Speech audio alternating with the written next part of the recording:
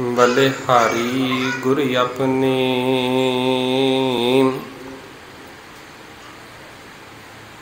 दियो हाड़ी सदवार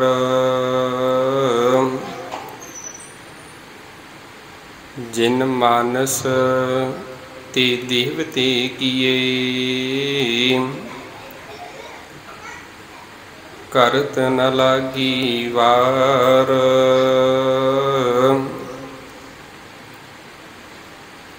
रहियो संत हूँ टोल सात बहु तेरे डिठे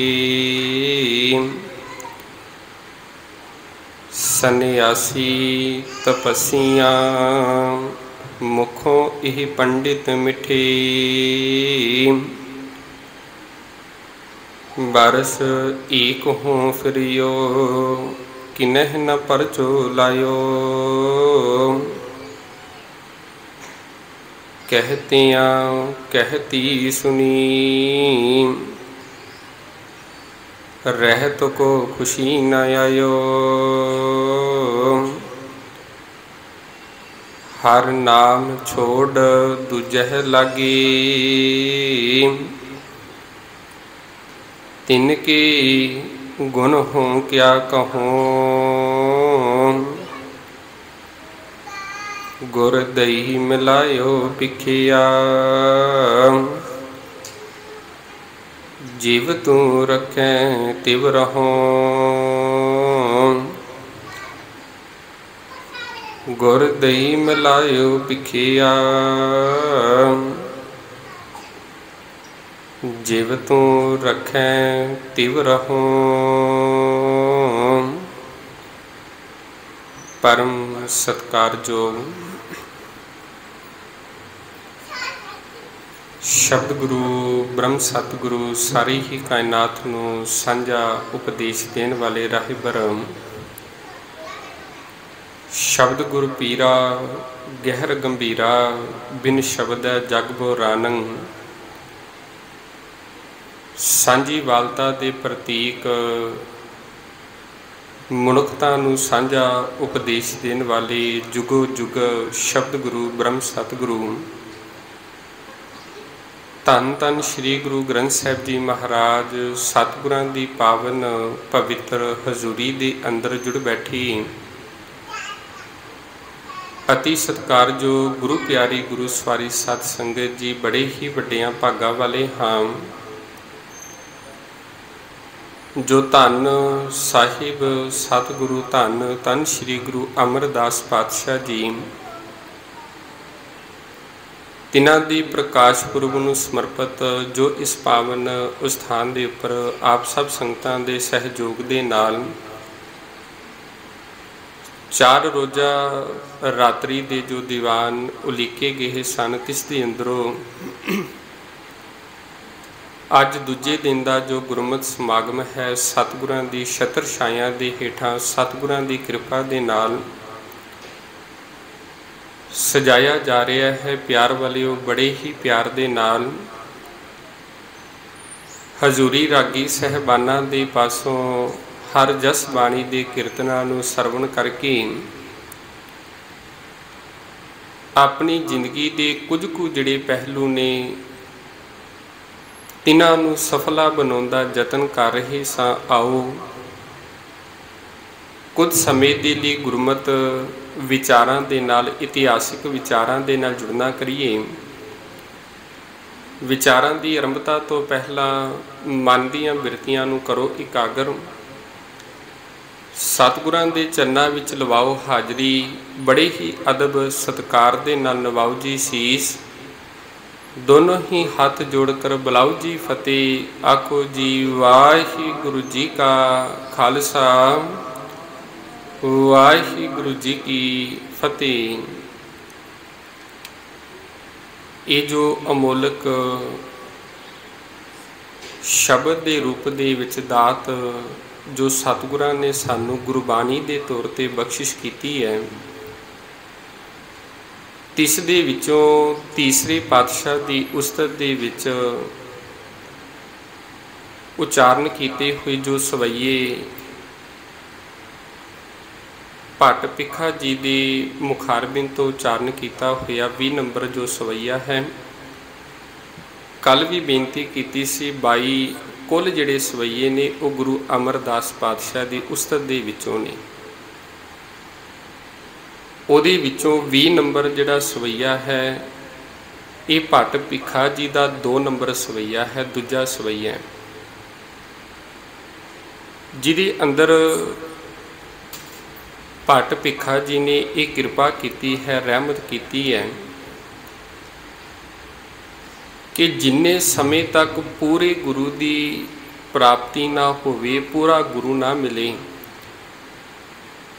ਉਨੇ ਸਮੇਂ ਤੱਕ ਮਨੁੱਖ ਦੀ ਜਿਹੜੀ ਜ਼ਿੰਦਗੀ ਹੈ ਉਹਦੀ ਜ਼ਿੰਦਗੀ ਦੇ ਵਿੱਚ ਭਟਕਣਾ ਹੀ ਰਹੇਗੀ। ਇੱਕ ਗੱਲ ਦਾ ਧਿਆਨ ਰੱਖਿਆ ਜੇ ਪਿਆਰ ਵਾਲਿਓ, ਚੱਲਣਾ ਬੜਾ ਜ਼ਰੂਰੀ ਹੈ। ਜਦੋਂ ਜਿਵੇਂ ਅਸੀਂ ਚੱਲਾਂਗੇ, ਚੱਲਦਿਆਂ ਜੇਕਰ ਸਾਨੂੰ ਮੰਜ਼ਿਲ ਦਾ ਪਤਾ ਹੈ ਕਿ ਕਿਸ ਮੁਕਾਮ ਦੇ ਉੱਤੇ, ਕਿਸ ਮੰਜ਼ਿਲ ਦੇ ਉੱਪਰ ਪਹੁੰਚਣਾ ਹੈ, ਤੇ ਸਾਡਾ ਚੱਲਿਆ ਹੋਇਆ ਜਿਹੜਾ ਕਦਮ ਹੈ ਇਹ ਸਫਲਾ ਹੋ ਸਕਦਾ ਹੈ। ਇਹ ਕਦਮ ਸਾਡੇ ਸਫਲੇ ਨੇ। ਤੇ ਜਿੰਨੇ ਸਮੇਂ ਤੱਕ ਸਾਨੂੰ ਮੰਜ਼ਿਲ ਦਾ ਨਹੀਂ ਪਤਾ, ਮੁਕਾਮ ਦਾ ਨਹੀਂ ਪਤਾ, ਤੇ ਅਸੀਂ ਚੱਲੀ ਜਾ ਰਹੇ ਹਾਂ, ਸਫ਼ਰ ਕਰ ਰਹੇ ਹਾਂ, ਤੇ ਇਹ ਚੱਲਿਆ ਹੋਇਆ ਜਿਹੜਾ ਸਫ਼ਰ ਹੈ, ਇਹ ਚੱਲਿਆ ਹੋਇਆ ਕਦਮ ਸਾਨੂੰ ਗਲਤ ਰਸਤੇ ਦੇ ਉੱਤੇ ਵੀ ਲੈ ਕੇ ਜਾ ਸਕਦਾ ਹੈ।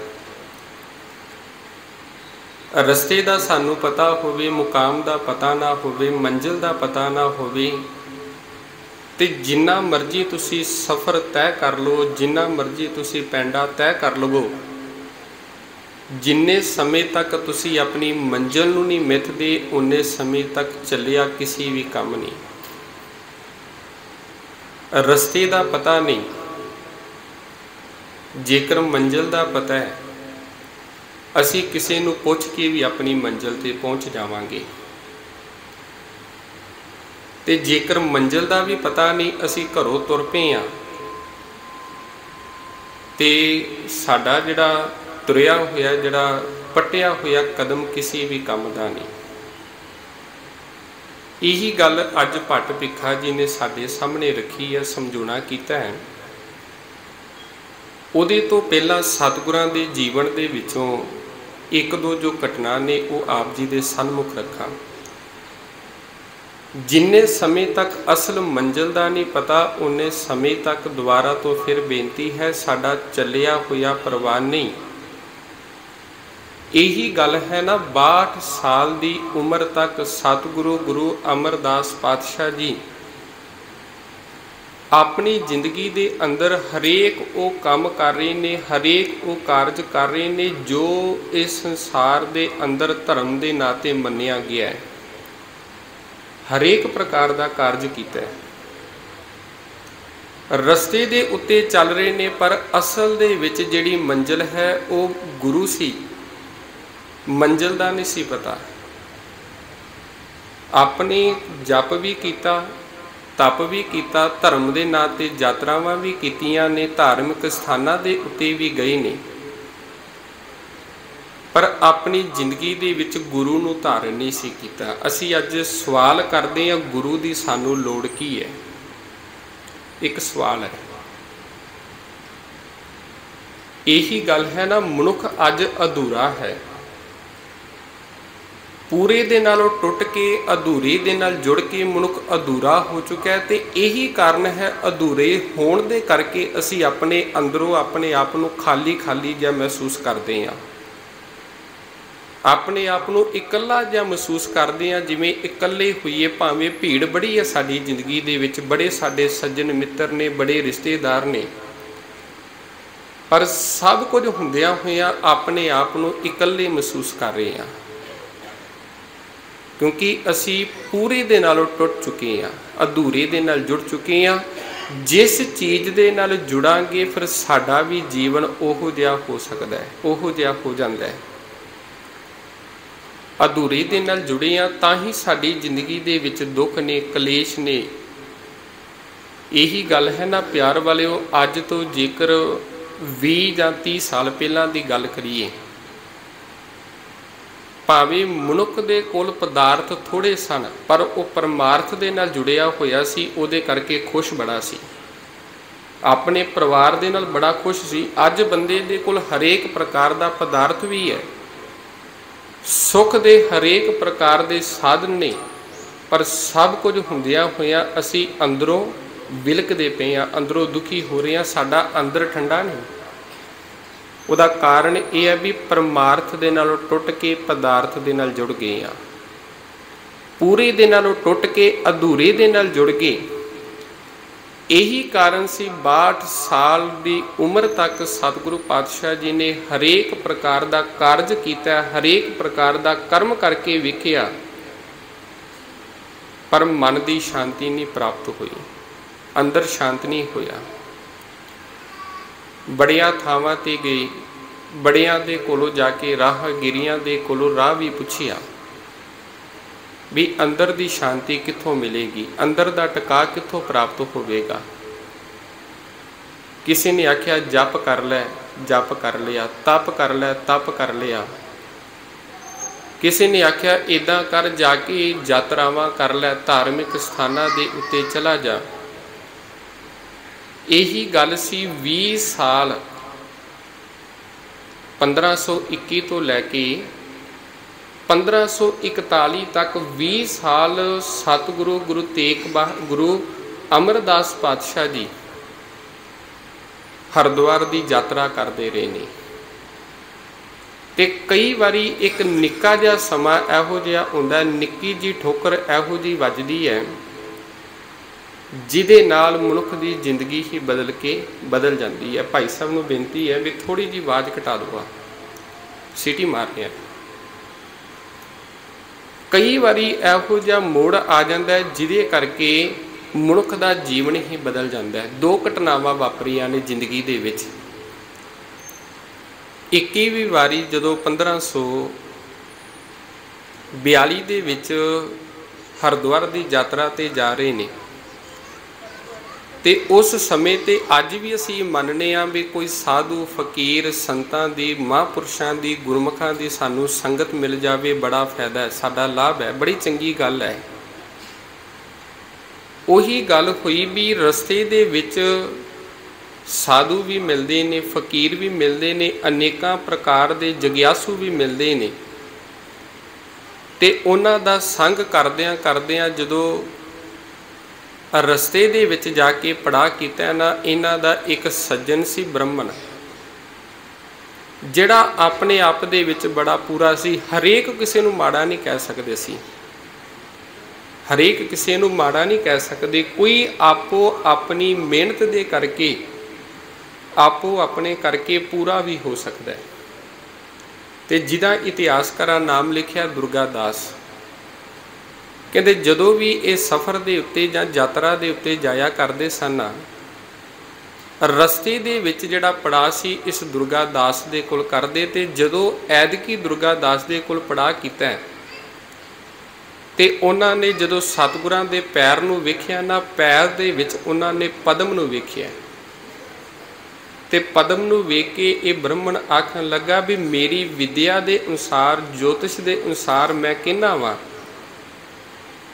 ਤੂੰ ਜਾਂ ਤੇ ਕੋਈ ਵੱਡਾ ਬਾਦਸ਼ਾਹ ਹੈ ਜਾਂ ਕੋਈ ਵੱਡਾ ਕੋਈ ਧਾਰਮਿਕ ਤੂੰ ਪੀਰ ਪੈਗੰਬਰ ਹੈ। ਤੇਰੇ ਅੱਗੇ ਸਾਰੇ ਜਿਹੜੇ ਲੋਕ ਨੇ ਉਹ ਝੁਕਣਗੇ, ਇੱਕ ਨਾ ਇੱਕ ਦਿਨ ਆ ਕੇ ਝੁਕਣਗੇ। ਤੇ ਬਾਬਾ ਅਮਰਦਾਸ ਜੀ ਨੇ ਜਵਾਬ ਦਿੱਤਾ, ਹੱਸ ਕੇ ਆਖਣ ਲੱਗੇ, ਪੰਡਤ ਜੀ 62 ਸਾਲ ਦੀ ਉਮਰ ਹੋ ਗਈ ਹੈ, ਬੁਢੇਪੇ ਦੇ ਵਿੱਚ ਮੈਂ ਆ ਗਿਆ ਵਾਂ, ਸਾਰਾ ਜਿਹੜਾ ਜੀਵਨ ਨਿਕਲ ਗਿਆ, ਤੇ ਹੁਣ ਮੇਰੇ ਅੱਗੇ ਆ ਕੇ ਕਿੰਨੇ ਝੁਕਣਾ ਹੈ? ਤੁਸੀਂ ਕਹਿੰਦੇ ਹੋ ਜਾਂ ਤੇ ਕੋਈ ਬਾਦਸ਼ਾਹ ਹੋਵੋਗੇ ਜਾਂ ਧਾਰਮਿਕ ਪੀਰ ਪੈਗੰਬਰ ਹੋਵੋਗੇ। ਤੇ ਉਸ ਗੱਲ ਨੂੰ ਅਣਗਾਲੀ ਜੀ ਕਰਕੇ ਚਲੇ ਗਏ ਨੇ। ਤੇ ਇਤਿਹਾਸਕਾਰ ਲਿਖਦੇ ਵੀ ਜਦੋਂ ਵਾਪਸ ਨੂੰ ਆ ਰਹੇ ਸਨ, ਰਸਤੇ ਦੇ ਵਿੱਚ ਇਹਨਾਂ ਨੂੰ ਇੱਕ ਵੈਸ਼ਨਵ ਸਾਧ ਮਿਲਦਾ ਹੈ। ਤੇ ਜਿਵੇਂ ਜਿਵੇਂ ਇਹਨਾਂ ਦੇ ਨਾਲ ਉਹ ਚੱਲੀ ਜਾ ਰਿਹਾ, ਪੜਾਅ ਕਰਦਾ ਜਾ ਰਿਹਾ, ਤੇ ਇਹਨਾਂ ਦੀ ਸੇਵਾ ਤੋਂ ਬੜਾ ਖੁਸ਼ ਹੋਇਆ, ਬੜਾ ਪ੍ਰਸੰਨ ਹੋਇਆ। ਤੇ ਪ੍ਰਸੰਨ ਹੋ ਕੇ ਇੱਕ ਦਿਨ ਮਨ ਦੇ ਵਿੱਚ ਸੋਚਦਾ ਹੈ ਵੀ ਇਸ ਨੂੰ ਪੁੱਛਾਂ ਤੇ ਸੀ ਇਹਦਾ ਗੁਰੂ ਕੌਣ ਹੈ ਜਿਹੜਾ ਇੰਨੀ ਸੇਵਾ ਕਰਦਾ ਪਿਆ। बड़ा खुश सी, बड़ा प्रसन्न सी। ते एक दिन जदों बाबा अमरदास जी इहदे कोल आए ना, आके सवाल किया इन्हें, वैष्णव साध पुछदा भी आखन लगे बाबा जी बड़ी सेवा करते हो, मैं तुहाडे तो बड़ा प्रसन्न हाँ, बड़ा खुश हाँ। एक सवाल मेरे मन दे विच कई दिनों तो खटक रहा, वज रहा भी मैं पुछना चाहुंदा वा तुहाडा गुरु कौन है। तो जदों बाबा अमरदास जी ने अगों जवाब दिता, मैं नगुरा हाँ, हजे तक गुरु नूं धारण नहीं कीता। ते जिहड़ा वैष्णव साध बड़ा प्रसन्न सी, बड़ा खुश सी, ते उही वैष्णव साध क्रोध दे विच आके ये गल आखन लगा, मैं किहो जे नगुरे दे हत्थ दा प्रशादा छकदा रहा वां, मैं किहो जे नगुरे दे नाल जुड़िया रहा, मेरे कीते हुए जप, मेरे कीते हुए तप, मेरे कीते हुए धर्म के नाँ ते जिहड़े काम सन सब नष्ट हो गए, सब भ्रष्ट हो गए, किसी भी काम नहीं आई। ते ये गल कह के चला गया। उसे दिन तो पूरे दे नाल मिलन दी अंदर मन दे विच तांग पैदा हो गई। उदों मिलिया जा सकदा जदों बंदे दा मन होवे। असीं कहने आ बच्चे नूं कहने आ तू पढ़ाई मन ला के कर, जदों बच्चे दा मन होवेगा वो ध्यान देवेगा, जदों ध्यान देवेगा तो वह उहदे नाल पूरा मिल सकदा है, पढ़ाई भी कर सकदा है। इसे करके सतगुरां दी बाणी ने यह गल आखी है ना भी हे भाई, हे गुरसिखो, जदों तुसी गुरु दी वडियाई करनी है, परमात्मा दे गुणां नूं करना गाना है, तो दो चीज़ां अपनी जिंदगी दे विच ध्यान दे विच रखिया जे। सब तो पहला सावधान ते दूजा एकाग्रता। प्रभ की उस्तत करो संत मीत, सावधान एकाग्र चीत। प्रभु की उस्तत करनी है, उहदे लई सावधान होना जरूरी है, तो दूजे पासे तेनू एकाग्रता होनी तेरे लिए बड़ी जरूरी है। तो मन दे विच आके चोट वजी ते पूरे दी भाल शुरू हो गई है। एक दिन इहो जिहा आया, अमृत वेले का समय, क्योंकि सारे खेतीबाड़ी करने वाले सन, काम कार करते सन, अमृत वेले उठना करना। अजकल तो चलो साडा जिहड़ा उठना थोड़ा जिहा लेट हो गया, अमृत वेला भी लेट हो गया। उदों जिहड़ी नगर के बजुर्ग होया करते सन, वो सवेरे 4 बजे धम्मी वेले उठ पैना करना, 3 बजे 4 बजे 4:30 बजे उठ पैना करना, 6 बजे तक उन्होंने काम नबेड़ लेना करना। 4 बजे उठे नहीं, मन के अंदर काल जी पई भी पूरा नहीं मिल रहा, भी मन भी टिकाऊ दे विच नहीं, भी उत्तों साधु फकीर भी ये गल कह गया है, वैष्णव साध भी ये गल कह गया है भी मेरे किते हुए जप तप सब नष्ट हो गए ने। जेकर उहदे नष्ट हो गए तो फिर मेरे कोल की बचिया, मैं तो 12 साल की उम्र तक करदा की रहा।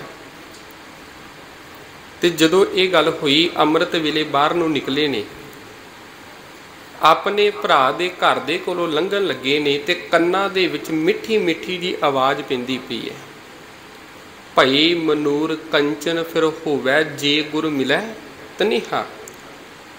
जदों इन्हां शब्दां नूं सुनिया ना, मन दे विच कुछ कुछ शांति जी मिली, मन टिकाऊ दे विच आ गया। कई बारी आपां भी वेखदे हां, गुरु दी संगत दे विच बैठे होइए ना, कीर्तन चल रहा होवे ते कुछ समय दे लई सानू आला दुआला सब कुछ भुल जाता, मन टिक जाता है, तो उहदा आनंद लैना शुरू कर देने। जेकर कोई नाल दा बुलावे ना, असीं कहने भाई मैनू तो कुछ भी नहीं पता की होया ते की नहीं, मैं तो टिकिया पिया सा।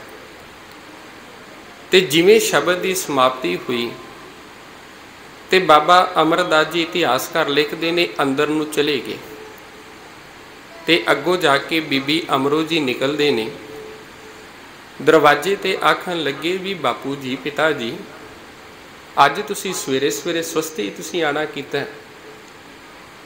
ते अगों बीबी अमरो जी नूं बाबा अमरदास जी आखन लगे, पुत्र ये जो अंदरों मिठी मिठी जी आवाज़ आ रही सी, कोई शब्द पढ़िया जा रहा सी, ये कौन पढ़ता पिया सी? ते बीबी अमरो जी आखन लगे मैं पढ़ रही सा।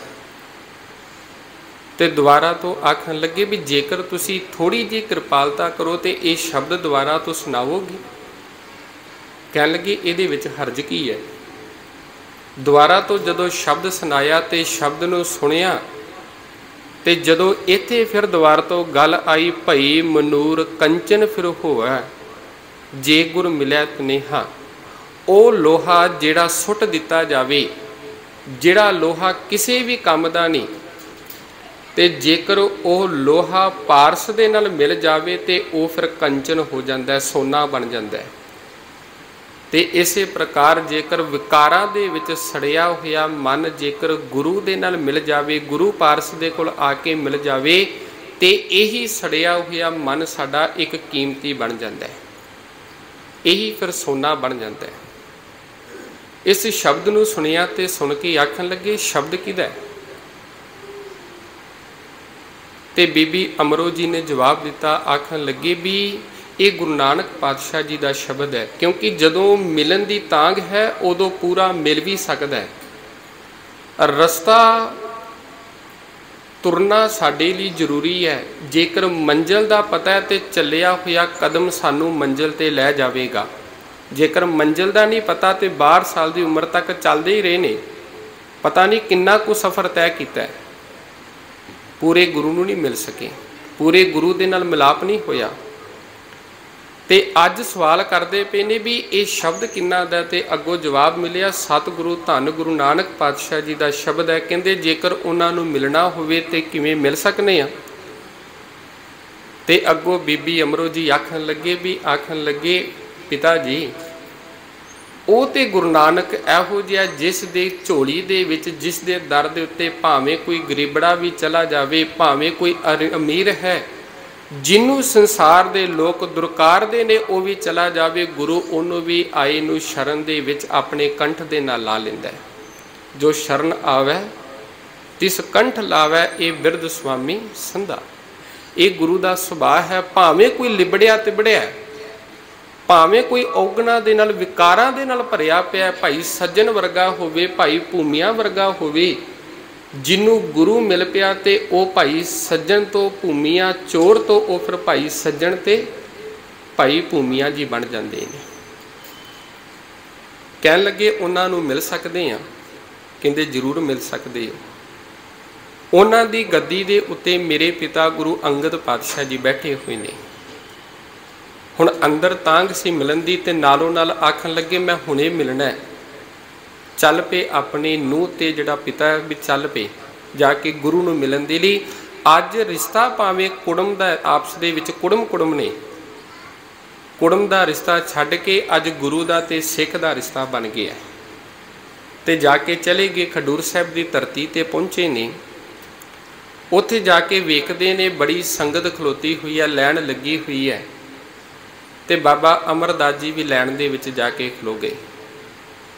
ਤੇ ਬੀਬੀ ਅਮਰੋ ਜੀ ਨੇ ਅੱਗੇ ਜਾ ਕੇ ਜਦੋਂ ਪਿਤਾ ਜੀ ਨੂੰ ਨਮਸਕਾਰ ਕੀਤੀ, ਗੁਰੂ ਅੰਗਦ ਪਾਤਸ਼ਾਹ ਜੀ ਨੂੰ, ਤੇ ਪੁੱਛਣਾ ਕੀਤਾ ਵੀ ਕਿਵੇਂ ਆਏ ਹੋ, ਸਭ ਠੀਕ ਠਾਕ? ਆਖਣ ਲੱਗੇ ਠੀਕ ਠਾਕ। ਕਹਿੰਦੇ ਨਾਲ ਮੇਰੇ ਸਹੁਰਾ ਪਿਤਾ ਜੀ ਆਏ ਨੇ। ਕਹਿੰਦੇ ਉਹਨਾਂ ਨੂੰ ਕਹਿਣਾ ਸੀ ਅੱਗੇ ਆ ਜਾਓ, ਬਾਹਰ ਕਿਉਂ ਖਲੋਤੇ ਨੇ? ਤੇ ਆਖਣ ਲੱਗੇ ਇਤਿਹਾਸਕਾਰ ਲਿਖਦੇ ਨੇ ਵੀ ਸਤਿਗੁਰੂ ਗੁਰੂ ਅੰਗਦ ਪਾਤਸ਼ਾਹ ਜੀ ਆਪ ਉੱਠ ਕੇ ਚੱਲੇ ਨੇ, ਕਿਉਂਕਿ ਜੇਕਰ ਗੁਰੂ ਨਾਨਕ ਨੂੰ ਗੁਰੂ ਨਾਨਕ ਲੈ ਲਈ ਗੁਰੂ ਅੰਗਦ ਪਾਤਸ਼ਾਹ ਜੀ ਨੂੰ ਆ ਸਕਦਾ ਹੈ, ਕਿਉਂਕਿ ਗੁਰੂ ਆਪਣੇ ਦੀ ਚੋਣ ਕਰ ਰਿਹਾ ਵੀ ਮੇਰੇ ਤੋਂ ਬਾਅਦ ਇਹ ਜਿਹੜੀ ਵਿਚਾਰਧਾਰਾ ਹੈ ਇਹਨੂੰ ਅੱਗੇ ਕੌਣ ਤੋਰੇਗਾ। ਤੇ ਇਤਿਹਾਸਕਾਰ ਲਿਖਦੇ ਨੇ ਅੱਜ ਗੁਰੂ ਅੰਗਦ ਪਾਤਸ਼ਾਹ ਜੀ ਆਪਣੀ ਕੁੱਲ ਨੂੰ ਅੱਗੇ ਤੋਰਨ ਦੇ ਲਈ, ਗੁਰੂ ਨਾਨਕ ਦੀ ਵਿਚਾਰਧਾਰਾ ਨੂੰ ਅੱਗੇ ਤੋਰਨ ਦੇ ਲਈ ਆਪ ਚੱਲ ਕੇ ਗੁਰੂ ਅਮਰਦਾਸ ਪਾਤਸ਼ਾਹ ਜੀ ਨੂੰ ਲੈਣ ਦੇ ਲਈ ਗਏ ਨੇ। ਤੇ ਗੁਰੂ ਤੇ ਸਭ ਕੁਝ ਜਾਣੀ ਜਾਣ ਹੈ, ਅੰਦਰ ਦੀਆਂ ਜਾਣਦਾ ਹੈ। ਤੇ ਜਾ ਕੇ ਆਖਣ ਲੱਗੇ ਬਾਬਾ ਅਮਰਦਾਸ ਜੀ ਤੁਸੀਂ ਰਿਸ਼ਤੇਦਾਰ ਹੋ, ਤੁਸੀਂ ਅੱਗੇ ਚੱਲ ਕੇ ਆਉਣਾ ਸੀ ਤੇ ਤੁਸੀਂ ਇੱਥੇ ਲਾਈਨ ਦੇ ਵਿੱਚ ਖਲੋ ਗਏ। ਤੇ ਬਾਬਾ ਅਮਰਦਾਸ ਜੀ ਆਖਣ ਲੱਗੇ, ਕਹਿੰਦੇ ਜਦੋਂ ਰਿਸ਼ਤੇਦਾਰੀ ਸੀ ਉਦੋਂ ਤੁਹਾਡੇ ਨਾਲ ਸਭ ਕੁਝ ਕੀਤਾ, ਤੁਹਾਨੂੰ ਗਲ ਵੀ ਮਿਲੇ, ਸਭ ਕੁਝ ਕੀਤਾ, ਤੇ ਅੱਜ ਇੱਕ ਸਿੱਖ ਗੁਰੂ ਦੇ ਕੋਲ ਆਇਆ ਚੱਲ ਕੇ, ਅੱਜ ਸਿੱਖ ਦੀ ਜਿਹੜੀ ਮਨ ਦੀ ਮੁਰਾਦ ਹੈ ਇਹ ਪੂਰੀ ਕਰੋ, ਮਨ ਨੂੰ ਸ਼ਾਂਤ ਦੇਵੋ। ਤੇ ਇਤਿਹਾਸਕਾਰ ਇੱਥੋਂ ਤੱਕ ਲਿਖਦੇ ਨੇ ਜਦੋਂ ਗੁਰੂ ਅੰਗਦ ਪਾਤਸ਼ਾਹ ਜੀ ਦੇ ਕੋਲ ਇਹ ਗੁਰੂ ਅਮਰਦਾਸ ਪਾਤਸ਼ਾਹ ਜੀ, ਬਾਬਾ ਅਮਰਦਾਸ ਜੀ ਪਹੁੰਚੇ ਨੇ, ਜਾ ਕੇ ਦਰਸ਼ਨ ਕੀਤੇ ਨੇ, ਤੇ ਪਹਿਲੇ ਦਰਸ਼ਨਾਂ ਦੇ ਵਿੱਚ ਹੀ ਗਿਆਨੀ ਗਿਆਨ ਸਿੰਘ ਪੰਥ ਪ੍ਰਕਾਸ਼ ਦੇ ਵਿੱਚ ਇਹ ਘਟਨਾ ਦਾ ਜ਼ਿਕਰ ਕਰਦੇ ਹੋਏ ਲਿਖਦੇ ਨੇ ਵੀ ਉਦੋਂ ਸਤਿਗੁਰਾਂ ਦੀ ਰਸਨਾ ਦੇ ਵਿੱਚੋਂ ਇਹ ਬਚਨ ਨਿਕਲੇ ਸਨ, ਆਨੰਦ ਪਿਆ ਮੇਰੀ ਮਾਏ ਸਤਿਗੁਰੂ ਮੈਂ ਪਾਇਆ, ਅੱਜ ਮੈਂ ਪੂਰੇ ਗੁਰੂ ਨੂੰ ਪਾ ਲਿਆ, ਮਨ ਸ਼ਾਂਤ ਹੋ ਗਿਆ।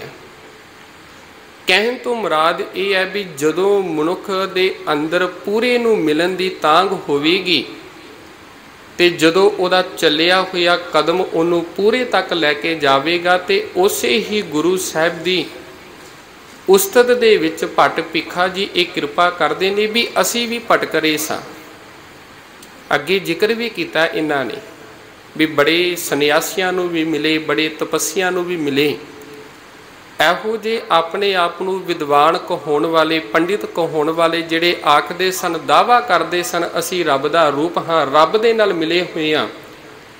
ਕਹਿੰਦੇ ਉਹਨਾਂ ਸਭ ਨੂੰ ਮੈਂ ਮਿਲਿਆ ਪਰ ਕਿਤੇ ਵੀ ਮਨ ਨੂੰ ਟਿਕਾਊ ਨਹੀਂ ਮਿਲਿਆ। 1 ਸਾਲ ਤੱਕ ਮੈਂ ਭਟਕਦਾ ਰਿਹਾ, 1 ਸਾਲ ਤੱਕ ਮੈਂ ਸਫ਼ਰ ਕੀਤਾ, ਤੇ ਸਫ਼ਰ ਕਰਨ ਤੋਂ ਬਾਅਦ ਅੱਜ ਸਤਿਗੁਰੂ ਗੁਰੂ ਅਮਰਦਾਸ ਪਾਤਸ਼ਾਹ ਜੀ ਤੇਰੀ ਸ਼ਰਨ ਦੇ ਵਿੱਚ ਆ ਕੇ ਮੈਨੂੰ ਟਿਕਾਊ ਮਿਲਿਆ, ਤੇਰੀ ਸ਼ਰਨ ਦੇ ਵਿੱਚ ਆ ਕੇ ਸ਼ਾਂਤੀ ਮਿਲੀ ਹੈ। ਰਹਿਓ ਸੰਤ ਹੋ ਟੋਲ ਸਾਧ ਬਹੁ ਤੇਰੇ ਡਿਠੇ, ਸੰਨਿਆਸੀਆਂ ਤਪੱਸੀਆਂ, ਸੰਨਿਆਸੀ ਤਪੱਸੀਆਂ ਮੁਖੋ ਇਹ ਪੰਡਿਤ ਮਿੱਠੇ, ਬਰਸ਼ ਏਕ ਹੋ ਫਿਰਿਓ ਕਿਨੈ ਨਾ ਪਰਚੋ ਲਾਇਓ, ਕਿਤੋਂ ਵੀ ਮਨ ਨੂੰ ਸ਼ਾਂਤੀ ਨਹੀਂ ਆਈ। कहते हैं कहती सुनी रहत को खुशी न आयो, हर कोई कह रहा सी अंदर आनंद है, अंदर खुशी है, पर उन्हां दे जीवन दे वल वेख के, उन्हां वल वेख के अंदर नूं सुकून नहीं मिलिया। हे सतगुरु गुरु अमरदास पातशाह, तेरे तो बिना मैं उन्हां दी वडियाई किवें कर सकना, हर नाम छोड़ दूजा लागे तिनके गुण हो क्या कहो, गुर दई मलायो पिखिया जिव तू राख्या तिव रहो। हे सतगुरु धन गुरु अमरदास पातशाह जी, अज मैनू पूरा गुरु मिल पिया, धन गुरु अमरदास पातशाह जी मिल गए ने, गुरु नानक दी जोत मिल पई है, ते ये मैं बेनती करदा है सतगुरु जिवें तू रखेगा मैं उसे प्रकार रहन दे लिए तैयार हाँ। अब हम चली ठाकुर पै हार, जब हम शरण प्रभु की आई, राख प्रभु भावें मार। हुण तेरे हथ दे विच है मालक, भावें तू रखना है, विकारां तो बचाना है, विकारां दे विच डिगना है, ये मालक तेरे हथ दे विच है। सो प्यार वालिओ, जिस सतगुरु धन गुरु अमरदास पातशाह जी का प्रकाश पुरब मना रहे हैं, सो कोशिश करिए उहदे चरनां दे नाल जुड़िए, उहदी बाणी दे नाल जुड़िए। कल भी मैं बेनती कीती सी, बाणी नूं पढ़ीए, बाणी नूं विचारीए, ते विचार के अपनी जिंदगी का आधार बना लीए। सतगुरु पातशाह जी कृपा करन, सानू भी ये मत, सानू भी ये समझ लग जाए। धन गुरु अमरदास पातशाह जी पूरे गुरु ने, इस गुरु का दर छड्ड के किते होर जगह ते ना भटकीए। जदों तक मनुख अधूरा है उहदे अंदर दुख भी रहणगे, वो कदे भी पूरा नहीं हो सकता। जदों पूरे नूं मिल जावांगे, पूरे दे विच मिल के मनुख पूरा हो जाता है। कल भी ये बचन के सन, सतगुर की जिसनों मत आवे सो सतगुर माही समाना।